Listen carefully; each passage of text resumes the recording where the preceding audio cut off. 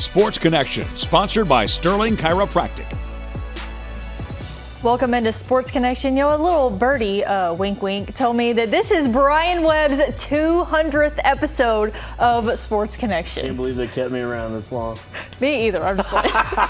But we actually we have so much action to get to. It was fall break, so only one team played over this past week, but we didn't get into the week two, like those games that we had a couple weeks ago because we didn't have an episode last week. So we're going to take a look at absolutely everything, and we're going to start with Western Kentucky University. So what a game that they had down in Ruston, Louisiana. Malachi Corley, 270 yards for 3 touchdowns, all of those within the first half. Western started off, Austin Reed threw an interception, which led to, it was 35-7 at half, and boy did it come down to the wire. No!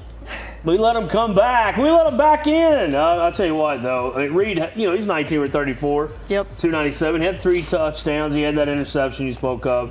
But the 8 catches from Corley and what he did with those on 3 touchdowns. And you know what? I'm loving Marquise Step, man. Yep. I think we got us a running back. He was high. There you see him, high stepping it yes, into sir. the end zone. We had 9 touches, 76 yards in the touchdown. But next up, Jacksonville State. We don't want to let them creep back in because this team's 5-1, 3-0 in the conference. They're actually 1 notch up on us. They're on a 3-game winning streak, and they got a quarterback, Zion Webb. He's a dual threat.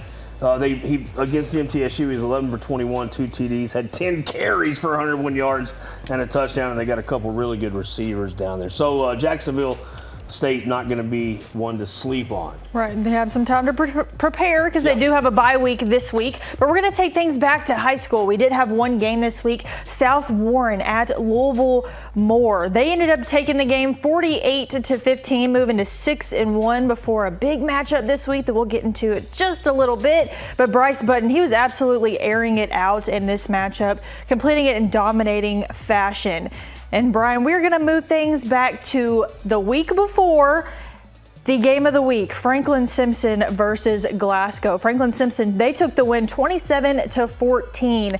Gavin Dickerson, he had 75 yards for 2 touchdowns. And Titus Brown, he's absolutely so much fun to watch. He had a strip fumble return for a touchdown as a D end. I mean, he is just absolutely insane. He also had 2 sacks on the night. And this is probably one of the better performances. I mean, they're still undefeated, but Franklin Simpson, they're rolling right now. 7-0, Max Chaney doing what he does best, and he's hard to figure out like a chess match. And when he's got 6 or 7 guys, he can run it down your throat. That's why I picked Franklin Simpson, even though Glasgow was at home. I just picked him the other night, and I do that every week. I make my picks, and I knew it was going to be a good one. But, watch out for Franklin Simpson. But guess what? There's some other teams in that 3A that are tough. Absolutely, a.k.a. Hart County. The Raiders! And speaking of the Raiders, we're going to move things over to Warren East with the Raiders. They took on ACS a couple weeks ago. They took the win 36-14. Dane Parsley, he was 2 for 5, 127 yards and 2 touchdowns. Trey Price, 1 reception for 76 yards. And then you have Braden Lightfoot, 1 reception for 51 yards. So Warren East they're on a roll right now, Dane so we'll Parsley see where things go with that. Doing Dane things is what that is. Then we have Warren Central Hardin. The Dragons fell 51-12, but Devontre Patterson, I mean, he is such a tough player. He had a pick 6 in that game. Still plenty more district play to come with, so hopefully the Dragons can pick up another win there. Well, everybody in that 4A D1, they're going to be chasing Paducah Tillman, and Paducah Tillman's coming into Warren East. They're the Blue Tornadoes on the blue field. It's going to be a tough matchup. Paducah Tillman is absolutely unreal this year. They're hard to handle.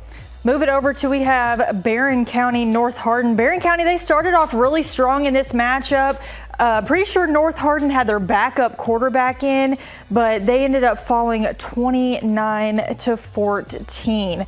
Then we have Christian County Bowling Green. Bowling Green absolutely shut out Christian County 55-0. They had 2 fumble recoveries during the game. Deuce Bailey 11 for 18, 202 yards, 4 touchdowns. Then you have Travie Barber, 4 receptions, 101 yards, and he had 2 of those touchdowns.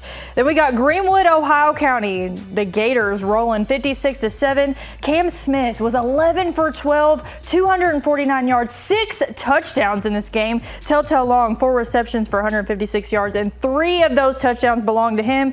And the Gators also had 2 fumble recoveries during that time. Franklin Simpson, I believe, rolls in this Friday night.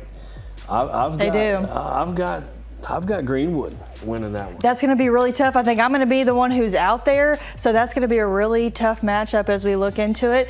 But we're going to take things over to the volleyball court, so stick with us here on Sports Connection.